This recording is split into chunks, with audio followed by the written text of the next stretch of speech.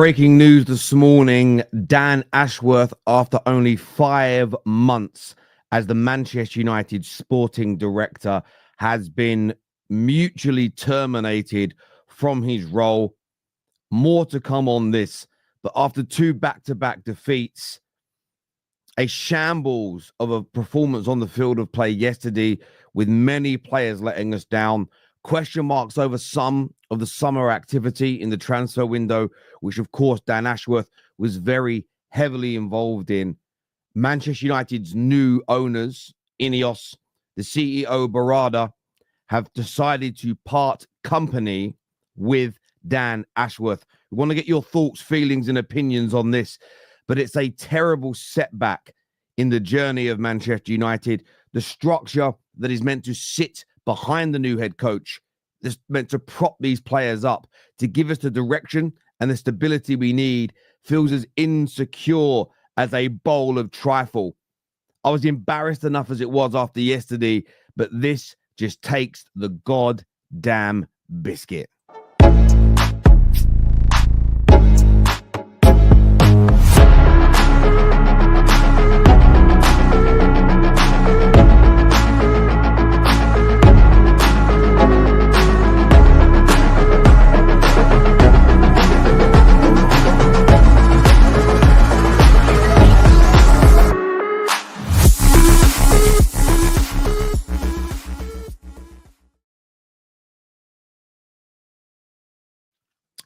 Morning, everybody. Please get the like button hit. Please get this shared. I do want to get your opinions. Obviously, United fans, we are going to have to hold and take our medicine on this one.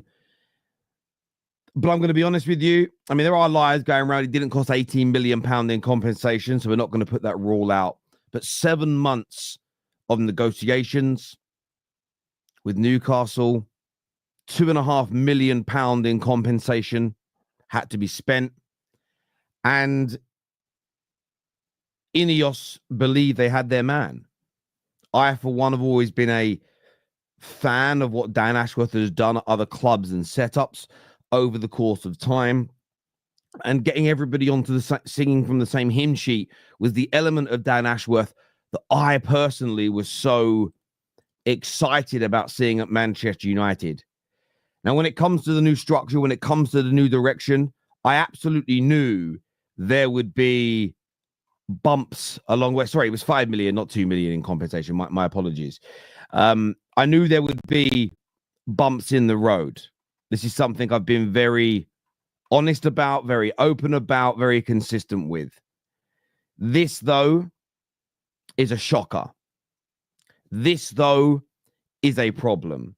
And the reason that I say that is if you look at Chelsea, and I want to use Chelsea as a case in point, they're doing very well now. They're up toward challenging. They're starting to come together. But if you look at those early days under Clearlake and Todd Bowley, they had sporting directors and technical directors and different people. Christopher Vavell, as an example, they had people coming in and only lasting a few months or lasting part of a season, making decisions and then moving on. And that's why it taken them such a while to really feel settled and really start moving in the correct direction. So this isn't something new. This isn't something that hasn't happened before at football clubs, but it's still a problem. That doesn't mean it's okay. That doesn't mean we ignore it. It doesn't mean we shouldn't be demanding answers. Because if you read the article in The Athletic, it just kind of breaks down who Dan Ashworth is, some of the decisions that he has been involved with, that they decided to part company yesterday in a mutual meeting after the defeat. But we're not given any reason as to why. Now, for me, this is sort of double-edged. If Dan Ashworth has a completely different idea of the direction that we need to go in, to everybody else on the board, including the head coach, Amorim, then it makes complete and utter sense to move him on. Because you're going to be at loggerheads. You want everybody to agree on at least the direction. My problem with this is, though, how in those 7 months of negotiations did we not come to realize as a football club that there was a conflict? How did we not come to understand that there was a different view, a different vision. They had 7 months to work this out. And although my belief that we will get this right if we have the correct football decision makers at the club still remains, this is what I call a strike.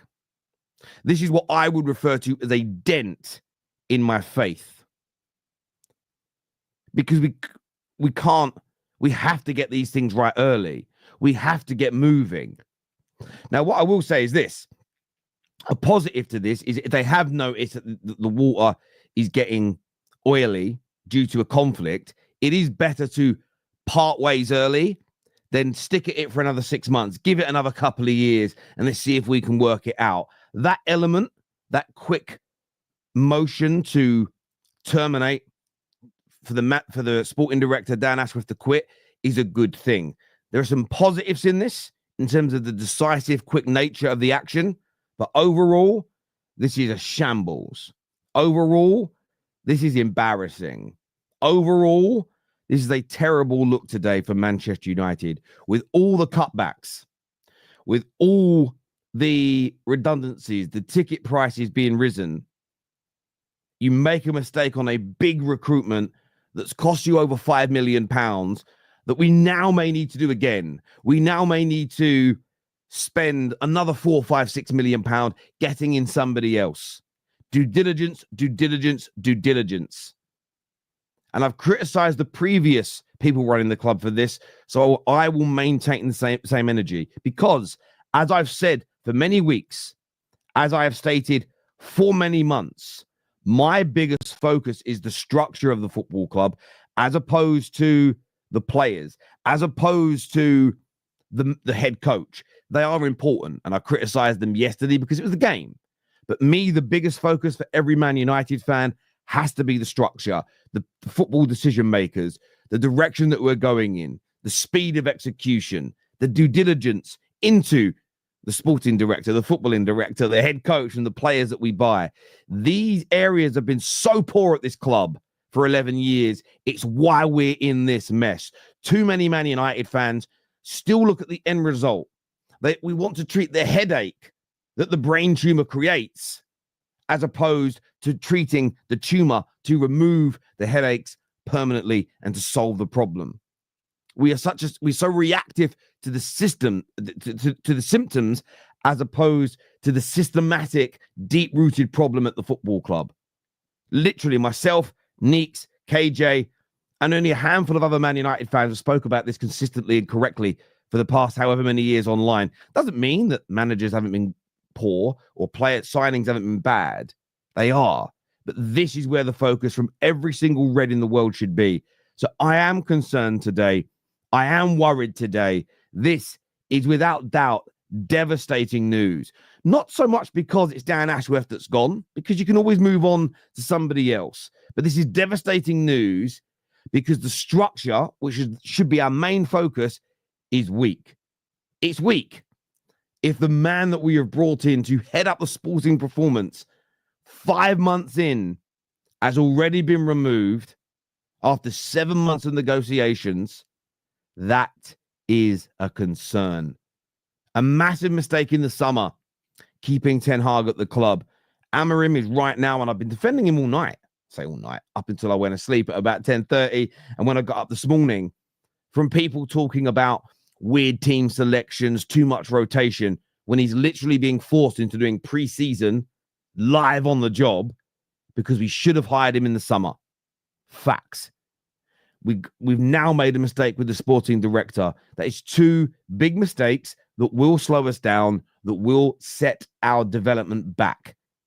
I want to get your views. I want to get your opinions on this. Make sure you're leaving your comments below if you're watching the playback, or, of course, getting in your comments now. We're going to go to the member chat, super chats, and some of your comments as well on the show this morning. Let's go here. First of all, to Pav, who says, it's Sunday morning. Why won't these pagans let us rest? Look, as I say, it's so disappointing. The only positive I can take from this is at least they've acted quickly. Clearly, and I don't know what it may. Maybe it's, as an example, they're looking at some of the maybe they're looking at some of the decisions we don't know about. Maybe they're looking at the fact that I'm going to paint a hypothetical here because we're probably not going to be given this information. Let's say we had opportunities to sell Rashford for big money and bring in somebody as a replacement, and Ashworth said, no, let's stick with him. Let's say the club went with Ashworth on Xerxes. Let's say the club went with Ashworth on keeping Ten Hag, right? Although publicly they will all go, we backed it and we're behind it because you have to show United front. That's fair. Let's say these were Ashworth decisions and the club have gone, do you know what? You've made too many mistakes too early. We're removing you. Then I'd look at it and say, fair enough. I would still question their due diligence, right? Because how have you brought someone in after 7 months who's made these mistakes so quickly? Imagine I hire someone to be a presenter and an editor for me, and I love their work. I've watched them on other shows. I've seen their editing work, and I hire them, and they're consistently making mistakes. Yes, I've got to remove that person quickly, but I have to question my own recruitment. I have to question my own due diligence, and that is what Man United fans should be looking at here, 110%. This here says Ashworth to Arsenal. Cheers, Tell. And this is the thing. It doesn't mean that Dan Ashworth's bad at his job. The example I just gave is hypothetical. We don't know if that's the reason why he's gone. I'm just painting a picture where it would make sense to remove him. But how did this happen in the first place should be the core focus. However, there's obviously still a good sporting director in there. I tell you who will be laughing a lot today, and I do get it, is Newcastle fans. And yes, my voice is still crackly, but that's because I have a cold. This is from Ray, says, laughing stock again. Absolutely, we are today. And there's no getting away from it. And you have to accept it.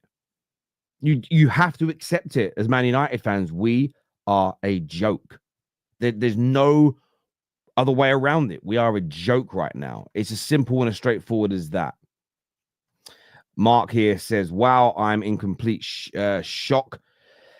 When I first read it, I thought it was, I was looking at the account, it was being posted. I was checking it wasn't a troll account. I was checking it was really Ornstein. Just, yeah, embarrassing.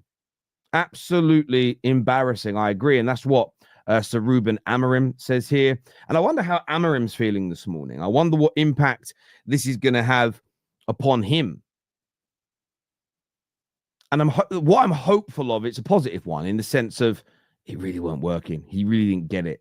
You know, maybe Amorim saying, I've got to rotate and I've got to do all these things. And Ashworth saying, no, pick your best 11, change your style. I don't know, right? I'm hoping it's that bad so that it makes sense to move him on. What the other option could be the other way, though, couldn't it? Maybe Ashworth is annoyed at the way we're operating and sees that it's going to fail. And the club are like, we don't care what you think. Bye. I hope it isn't that. Because that will be the road to ruin. As I said before, it doesn't matter who our head coach is, doesn't matter who Man United sign. If we don't get the club structure with key football decision makers right, we will fail. There's a reason that all the other top clubs have good structure. I know their head coaches are important. I know their players are who we love and praise and idolize. But without that structure behind them, they would all fail. And as soon as football fans start to realize this, I think the speed of progression will pick up somewhat. Get me Ralph Ragnick as the director of football. It's really interesting. He came up on a lot of the comments I was looking at yesterday, and somebody said that, isn't it hilarious? As soon as Amorim starts criticizing some of these players, they kind of down tools in the same way as they did to Ragnick. There are some similarities there. This is where you need your board to be on the head coach's side 100%. Manesh here says, looks like he was sacked with Sir Jim pivotal behind the decision. Either they're making the wrong decision now or they made the wrong decision in the first place. Well, it's one of the two, isn't it, Manesh? And I think you make a fantastic point there. There's either been a mistake in the beginning or a mistake now. You're hopeful. It's hard to know which one it is. I mean, which of the two do you think is better? I mean, it's probably better they made a mistake in the beginning and they're rectifying it quickly, and you hope they learn from it, as opposed to hiring the right person and incorrectly getting rid of them. That's probably the bigger of the two mistakes. But either way, it's frustrating. And yes, the statement says it's mutual. Hopefully, because it's mutual, there's little money to pay out. And hopefully it's mutual because actually Ashworth says, well, no, I stand my ground and what I think I'm doing is right. You all see it differently. Well, let's end the relationship. But still, as you say, the decision in the first place, Manesh, it looks like a terrible one now. And especially as it took 7 months, we may have been able to get somebody else in sooner who was there from February. We could have been in a better position now. Maybe we wouldn't have kept Ten Hag. Maybe we'd have had Amorim earlier. Maybe we'd be in a better position already, 4, 5, 6 months ahead of where we currently stand. And these things need to be addressed by Man United fans. It's the most important part of the football club, of course. Let's have a little look here at some more comments here. Here comes the quote from Terry. Try and put a shine on this news. The positive. I mean, I haven't though, have I? Prime Omri. I mean, you've just lied. I know you put in laughing emojis, but you're literally lying about what I have and haven't said. You're literally lying. I'd love to ask you why you're lying, because I haven't done that at all. I've said that there could be some positives, but ultimately, I've said this is a big problem. So let's not lie, my friend. Let's have a grown-up, honest conversation without using words like copium. Can we do that? If Amorim done work, only Southgate can bring out the best in the clubbing legend, of course, till the next manager comes in. Good morning, Terry. No, more mess at United. Yeah, at the moment, this is a mess that's got to be cleared up. Absolutely. Look, listen, I always said there'd be mistakes along the way. I never felt that this rebuild would be perfect. What's happening on the field in the last 2 matches, I didn't predict in the last 2 matches because I'm not Nostradamus. But we knew there'd be ups and downs and problems. We knew with the rebuild there would be setbacks. This is one of them. But I didn't expect it to be Dan Ashworth 5 months in. I really, really didn't. However, we knew there was going to be problems. This is why, Sir Jim, and many fans like myself have said it's a 2 to 3 year period to get us back to the top. This is not the same as a brilliantly run club with a very good squad, with very good decision makers who have just hired a bad manager and are going through a little slump and they need to make a little change. This is, to quote Ralph Ragnick, open heart surgery. But on top of the open heart surgery, there's a brain tumor. There's also a broken leg. There's a long-standing fractured rib. There's a bit of diabetes thrown in there as well, plus severe anxiety that's created agoraphobia. All of this needs to be treated at exactly the same time. It's a mess. It's a big, big mess.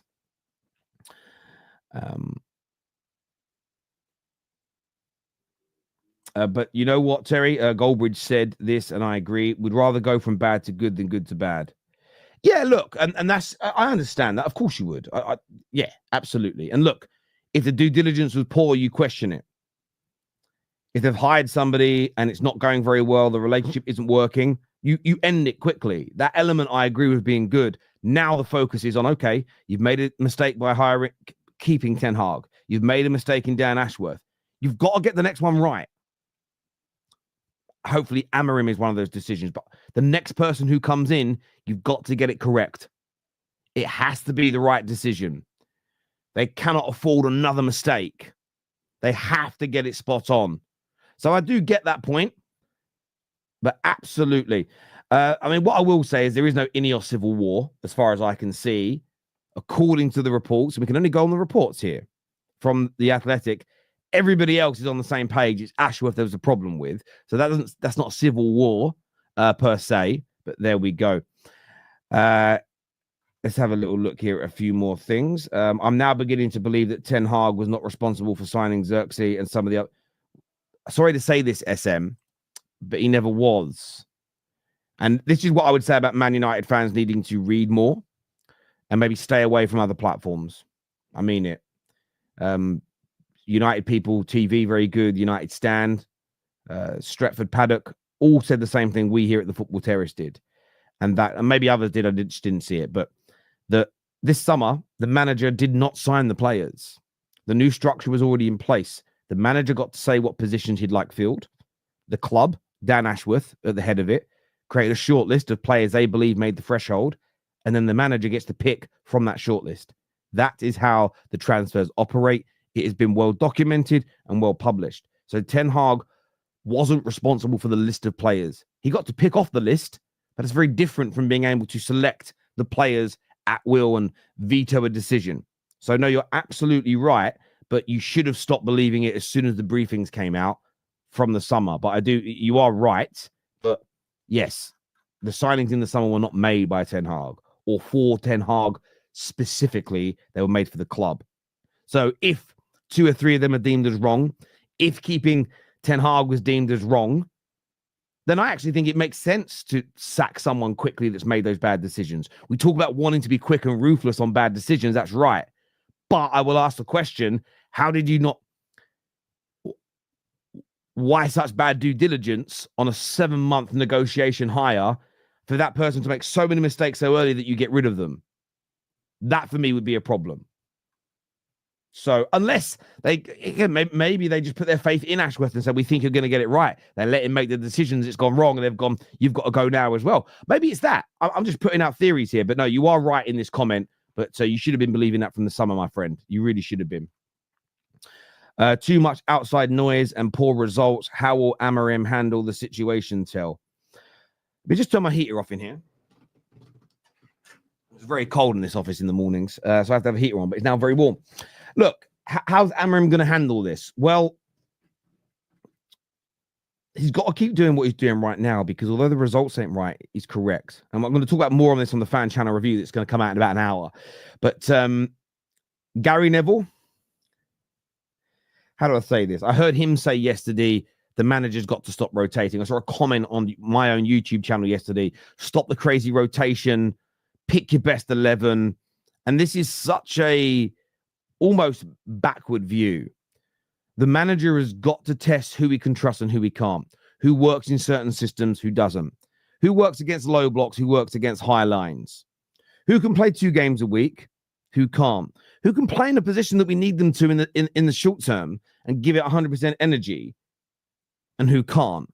These things normally are tested in pre-seasons. Amorim doesn't have that.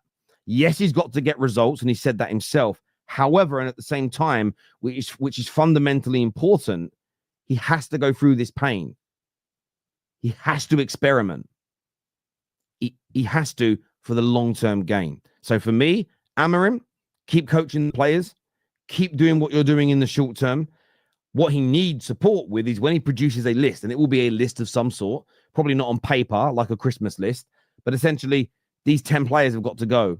And this is the order I do it in. These are the profile of players that I want to bring in and some suggestions of names.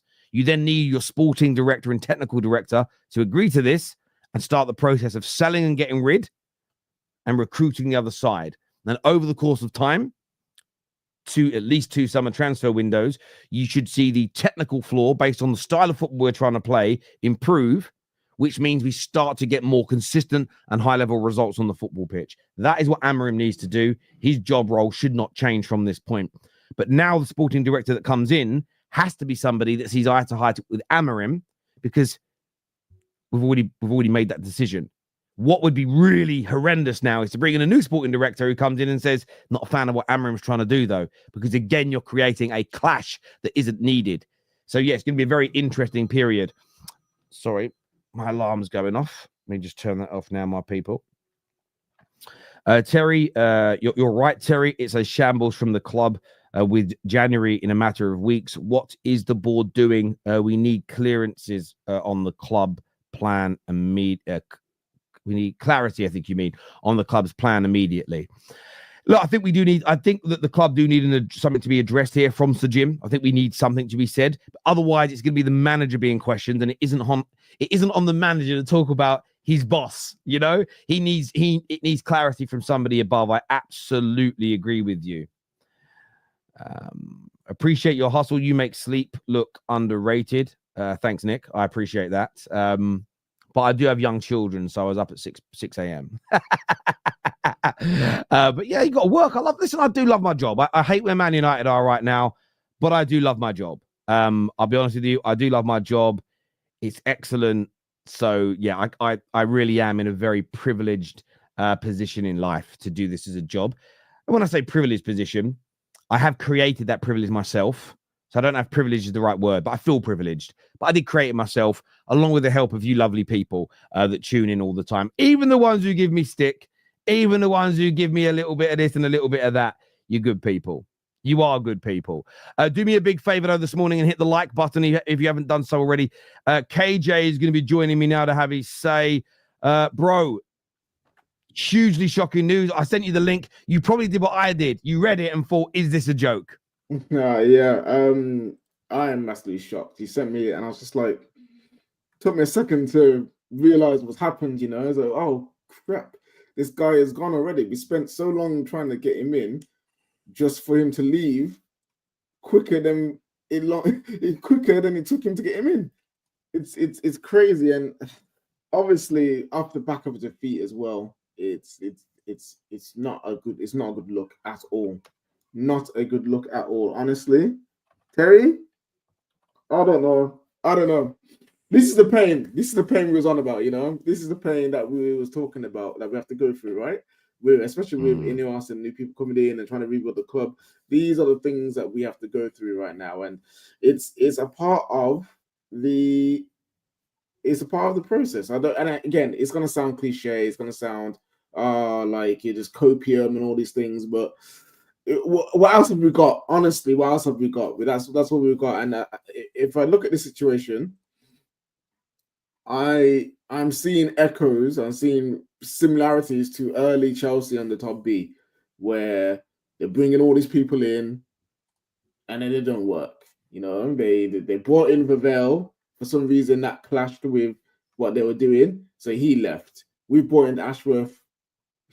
It's clearly something that's gone on behind the scenes where it's clashing, and boom, now he's gone. You know, some of the transfers early on, it's for Chelsea. People question that, and for not me personally, but some of the transfers we made for Man United, people are questioning that too. So it just goes to show that no one gets things right first time. It's not you come in and everything's perfect because you just come in. You're going to make mistakes, and we knew that Ineos were going to make mistakes. We knew that things were going to be difficult.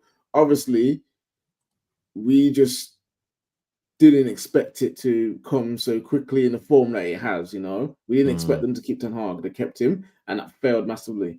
We waited all this time for Ashworth. We struggled to get him in. We didn't get him in quick enough. He had a part of a summer, and next thing you know, he's gone already because we don't know yet. You know, I'm pretty sure the Athletic or there'll be little drops of information here and there about why he's left and going into it. So we'll find out, and then when we find out, we can make of it what we want. But right now, we just have to assume that something in the background has gone wrong, whether it be with Ashworth or with a clash of egos or maybe a clash of ideals, and he's left. Yeah. Well, the hope is, and this is hope from the extent of we don't know what we don't know, is that they've given him the control that you should give him. And look, I know he only came in the 1st of July, but the rumors are he was operating behind the scenes before he came in and do this, do that, and I think we should go for this. Now, what I'm hopeful of is that Ineos have sat back and gone, look, Dan, we've let you keep Ten Hag. You said it was the right thing to do for progression. There's a couple of the signings you've made that we're really not happy with. Potentially a couple of exits we could have got rid of that you said no to. And we told you what we wanted to achieve as a club, but you said you're the right man to drive it. And you'll know this because it's how I operate with you. You know what I want. You put the plan together on how to do it because I hire you to do that job. Now, if you come in and you come to me with ideas all the time, if those ideas don't work, then we invariably they do, right? So we go, great, well done, KJ, you did a good job, we move on. But imagine if all your ideas weren't working. It's my mistake for giving you that control in the first place, but there comes a point where I've got to say, KJ, it's done, bruv. Like, I love you, but go look for another job. Do you know what I mean? I'll keep you on a payroll for a few months, but go find another job, right? And maybe that's happened here. So we've got the wrong guy, but the positive could be that we've rectified it quickly as an example. And I think from our point of view, I'll be honest, I just want to know why. I want some clarity because I want to understand the reasoning. Otherwise, it's so open-ended to interpretation. Obviously, rivals are just again, and what I'm concerned about, and rivals are your structure is just crap. I'm worried it's crap. Right now, I'm sitting here worried that the structure is insecure, that there isn't a clear direction, and maybe Ineos don't know what they're doing. I'm fearful of that. So what I'm asking for is clarity, so I understand what's going on. The great thing with clarity is if they set the stall and say, we've now brought somebody in that's going to not do that, you can go, right, well, now I expect improvements. If there isn't clarity and we don't know what's going on, it feels very wishy-washy to me. So, yeah, I'm as shocked as you. This here says, from Kamal, says, I think Barada decided that it wasn't working, or Barada decided he didn't want Ashworth. Well, maybe that's it. And hopefully that is what it is. I mean, that is, Barada and Sir Jim have said it isn't working.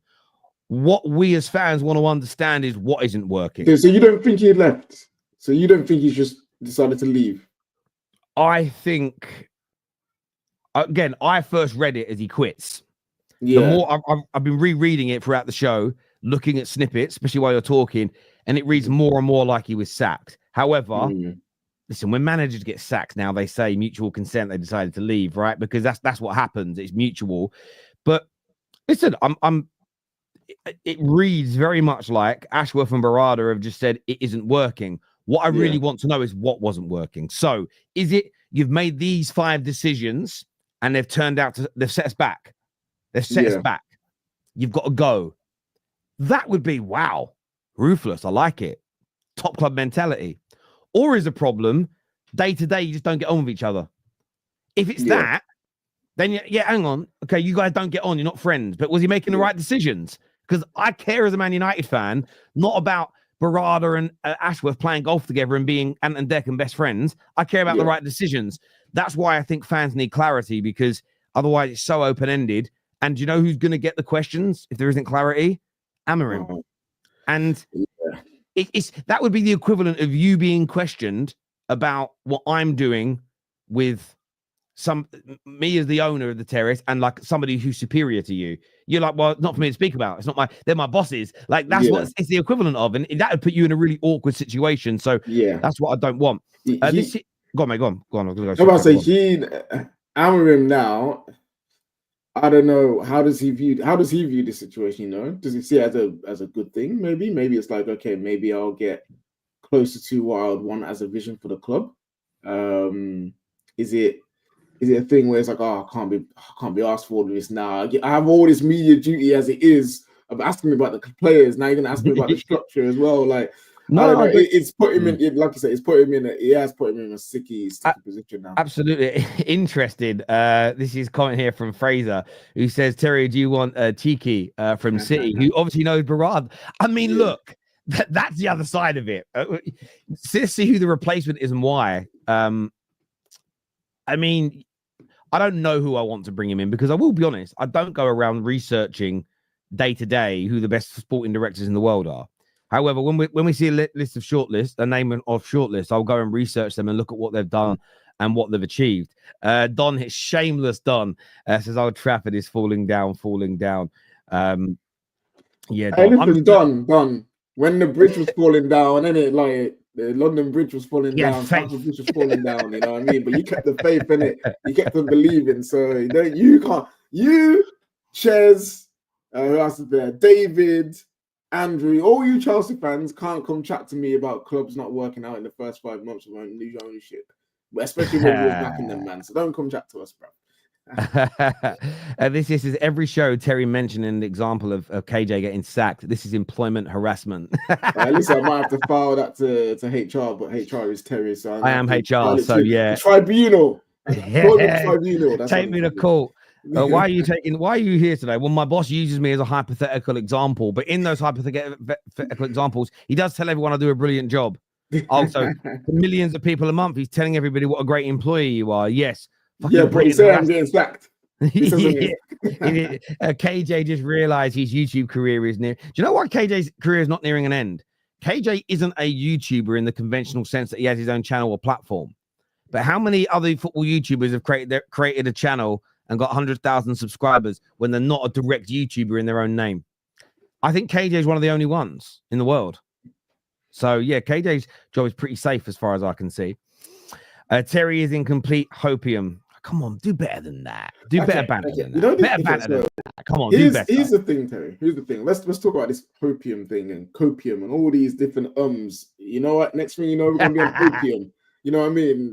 We're actually gonna be on the hard stuff soon, apparently. But yeah, no. So what else are we supposed to do, really? So if we okay, cool. We say that this is an embarrassment. We say that this is a proof that Ineos and Sir Jim are not going to take us forward, that we are now going to continue just fail and fail forever, and that this club means nothing to us no more because it's owned by incompetent people.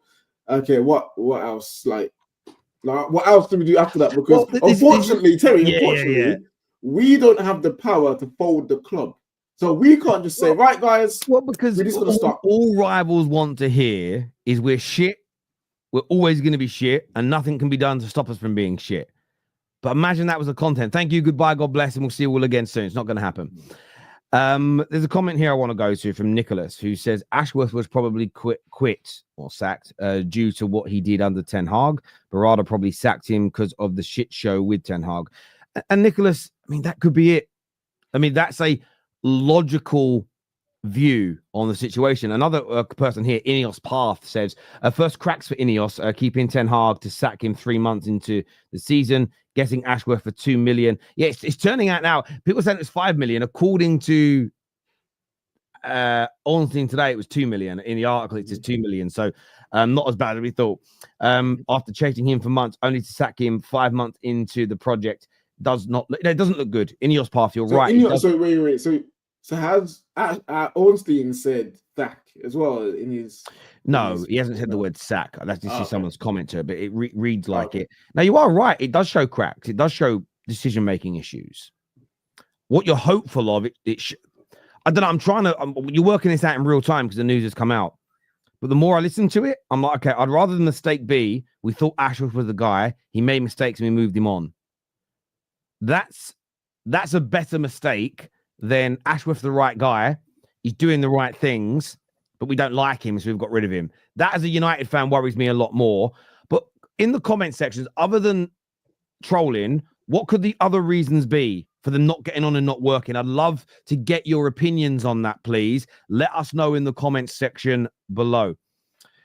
This here from Michelo says, what do you think? Play the 3 or 4 consistent players and use youth for the remaining positions. No manager has tried this before. I mean, we as fans would like it until that doesn't work as well. You know what I mean? Like, we gotta remember everything, and Ruben Amorim says it all the time. Everything sounds great until we're losing. You know, he always mentions we need time to fix it, but to get time, we need to win games. And if we try this whole, okay, let's drop all these older players that have been crap for years. Let's only play the few players that the fans like, and let's use the youth team for the rest of the players.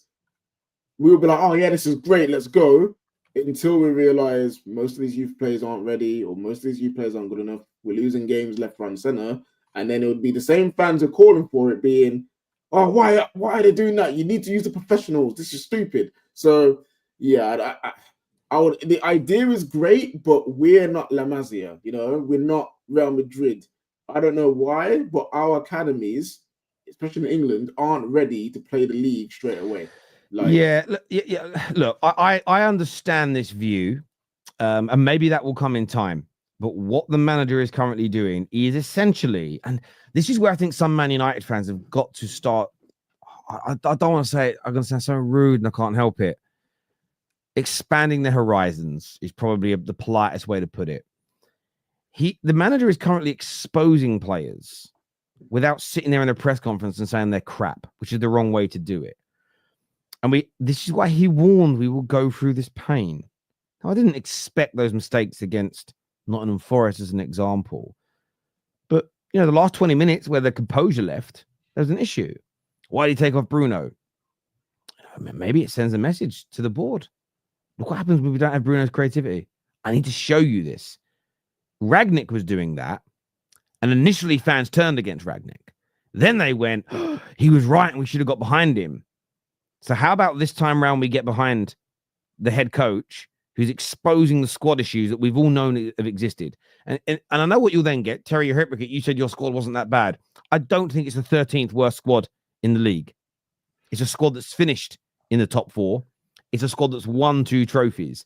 So it's better than the lion's share of other squads. But when their heads ain't in the game, they're terrible. This Chelsea squad, yes, they added Neto and a couple of good players this summer. But this Chelsea squad, it's improved in the last 3 years, but it was a mid-table team for 2 seasons. And then back end of last year, shot up the table.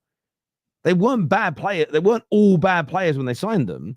There was just there was problems at the football club. And when there's problems at the football club and the mentality isn't right, even good players can look bad. And this is why I don't want us to find a makeshift solution. I want us to implement a style. I don't care what the style is. Stick to it. Expose the bad players. Remove the bad players. Bring in better ones. If some of those players are from the academy and they're good enough, let's do it. If there's more menus in there, let's do it. Let's give them a go. But if they're not good enough, there's no point using them either. Because what are you proving? You know, we need to get these players out of this football club. You know, I've said it all along, 60 to 70% of this squad needs to go. Maybe even more. And barring 3 or 4 players who I think should stay, I'm not married to the idea of any of them. I'm really not. So I hear where you're coming from, but load needs to happen. Thank you here to SC with the super chat. You didn't say anything, but I want to thank you very, very much indeed for donating to the Football Terrace. There's a comment I also got on Twitter here that I wanted to read out, which I thought was good. This comes from Grafty the Wise, who says, I actually think it's a good thing that they have made a quick call that's not that he's not the one. Do you understand that mindset from some United fans that it's disappointing they've hired the wrong person or the relationship ain't working or the decisions were bad, but it's good that they haven't done what the Glazer did with Ed Woodward and give him 8 years? Yeah, that was going to be my example of, like, we've seen what happens when you give the wrong person the amount of time to fail as someone like Ed Woodward. So in that sense, yes, if Dan Ashworth has been a thorn in the side of the vision or has been failing in his duties and he's not been what the like the Barada and Ineos have been expecting from him, then yes, getting rid of him now is short-term pain for long-term gain. If we had kept him saying, oh, let's give him a chance, or oh, it'll work eventually, or like maybe it's just like, oh, it just needs time, then boom, we maybe potentially, we don't know, obviously we won't know, but 2 years down the line, 3 years down the line, 4 years down the line, we might be in an even worse position than we are now, or we just stay stagnant because he's not fulfilling the role that the higher ups want him to fulfill. So in that sense, it's good. What would be impressive, and again, we saw it with Ten Hag and Amorim, so I'm very intrigued to see if we do it with Ashworth now, is the replacement or the restructure. So it didn't necessarily have to be we get Ashworth Ashworth out and we bring in a new person in necessarily. It can be that, but it didn't have to be. It could also just be, all right, guys, here is how we're structuring the club.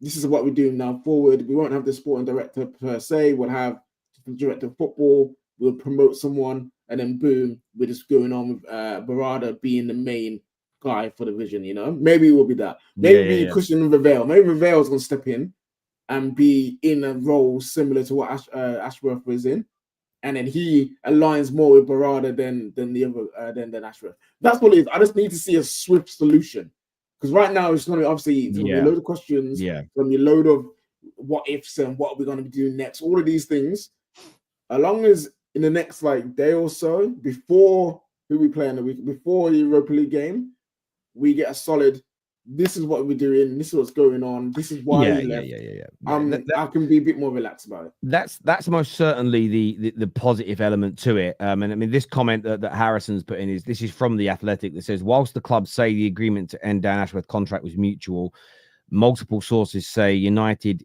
instigated the separation, which is, for me, is a very polite and professional way of saying we wanted him sacked. So, yes, it's good that they've acted. It's poor that it hasn't worked. But, of course, it's great that they've executed quickly to hopefully resolve the situation. The problem that it starts if you bring somebody else in and they last 4 months, and then somebody else comes in and they last 6 months, then you really know there's problems with the structure. And without a solid structure, we're going to fall apart. Mike here challenging me, which is fair. Says Terry wouldn't stop talking about Ashworth signing as the main reason why Ineos project was so elite. Because I believe in Dan Ashworth. I think he's an excellent, if you look at his CV, he was great. However, and I want to make sure I word this in the right way, I spoke about the need to have someone of a high level, needing key football decision makers at the football club. What I didn't say, if you go back and watch stuff with more detail, as opposed to one element, is that there was going to be trials and tribulations, that there was going to be mistakes, that people would get decisions wrong. What I didn't state is that Ineos would come in, hire all these football decision makers and get every single decision right straight away. What I never said is that the new manager would then come in, or a new head coach would come in, and we'd be tip-top and consistent and amazing and nothing would go wrong. There was always going to be setbacks. What I don't have the ability to do, because I'm just the same as yourself, Mike Saint, a normal everyday human being, is predict exactly what decisions are going to be right and exactly which ones are wrong. I'll have my view. I thought Dan Ashworth would work. That's something I haven't got right. But as a man, I can hold that. As a man, I can open up and say, turns out that decision hasn't worked for Manchester United, and I'm hugely disappointed. However, I'm happy that we're acting quickly to move on from this mistake.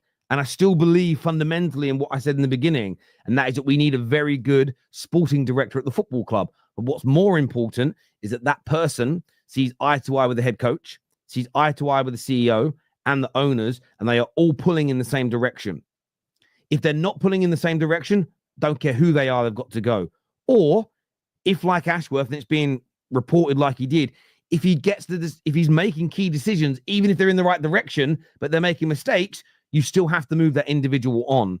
It doesn't undo the premise of what I said, and that is having professional, high level, with good CV, football decision makers in these positions is more important and will get us back to the top in the medium to long term, as opposed to having bankers and marketers and kind of commercial directors making football decisions. So I stand by the premise, of course, and we've all done this, Mike Saint, with footballers, with managers, sporting directors.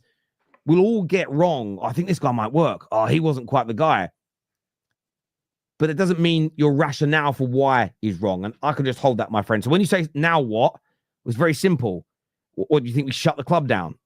No, we go on. We find somebody else we hope makes better decisions in the direction that we're moving in, my friend. So that is what happens. And if it's someone that we hire that I don't think is good enough, I'll say, not sure about this person. If I think that they're good enough, I'll say, I like this appointment in the short term. But remember, as a content creator, as someone who has his face and name on camera all the time, I get loads right, I get loads wrong.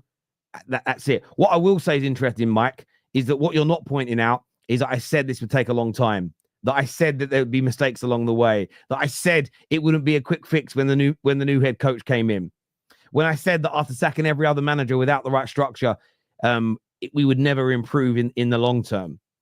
And multiple other things I've said overall that are right. But you focus on the fact that I thought Ashworth was a good appointment and he's been sacked already. But thank you very much for highlighting that. But as I say, I can very much hold the predictions that I get wrong. Be nice, though, Mike, for you to maybe list some of the things on this topic that I've got right more so than any other Man United YouTuber when it comes to the structure of the football club being the most important part of our team. When Chelsea kept hiring and firing, you guys said it was not good nor sustainable. No, we've said that today, JJ. We've literally said that. I think we said it about 5 minutes ago, right? When did you put this comment in? You put this comment in 4 minutes ago. We said it about 5 or 6 minutes ago. I said if we go to the next guy and he lasts 4 months, and we go to the next guy and he lasts 6 months, then we've got a major problem. I literally just said the same thing, JJ. I literally just said the exact same thing that you've commented. Please listen to the content thoroughly. Sacked, he left because he was unhappy. Man United instigated the exit. that sounds to me like a sacking. But if we get clarity on that and it gets changed, then we'll address what we've said. I can only go with how I've interpreted it, my friend, but thank you. But why was he unhappy? I'd love to know. Jan window approaching. There was problems, a different idea which way to go. Probably. Yeah, I mean, that could be it. Could be it. That could definitely be it. That's a great example, David. What happens with us at Chelsea? This happened with us at Chelsea with Vavale. I mentioned that right at the start of the show, actually. There will be mistakes as long as the new owners keep trying to win. Eventually, they will get it right. And this is what I'm hopeful for, that they are trying. You know, the one thing with the Glazers, I would say, is they weren't trying to win, because you could tell by the way when we got closer to the top, when we were finishing second under Mourinho, when we were finishing kind of when we were finishing second with Ollie, when we were finishing in the Champions League compared to when we finished out of the Champions League, the amount of spend, the investment, the recruitment was a lot worse when we were in the Champions League than when we were out it. So for me, that tells me that the Glazers weren't trying to win. Yes, they bought big names, but they bought big names to sell shirts rather than to win the league.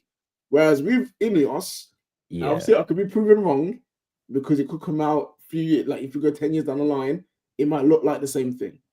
But from the start, it seems like these guys generally want to win with Manchester United. And over time, I hope they get it right. You know? But I don't know. I've seen people say like throughout these last few months, oh, we got Ineos and you got the Qataris right there, man. Like what's going on? I don't think the Qataris would have got everything right in the first place as well. Like look at PSG. Well, Man United, Man United wouldn't have. Even I wanted the Qataris. I haven't changed my mind on that. But it still would have taken them 2 to 3 to 4 years to make us competitive in the transfer market. They couldn't have paid off all our debts either and sold PSR. They could pay the debt off, but that's all written off when it comes to PSR because it's injected by the owners. It isn't self-generated. So there's so much that people misunderstand because they don't read. They don't educate themselves on these situations. But look, as I say, the thing is, you're right. If we keep trying to win, and winning on the football pitch is the key focus of the club, I am confident that they will get it right. But of course, they're going to kiss a few frogs along the way. Winter Surfer, hope you're well, brother. He says, isn't this just simply they disagree on player recruitment? Now Amorim is here, and now that Amorim is here, other things are changing than what was agreed when Ashworth came in.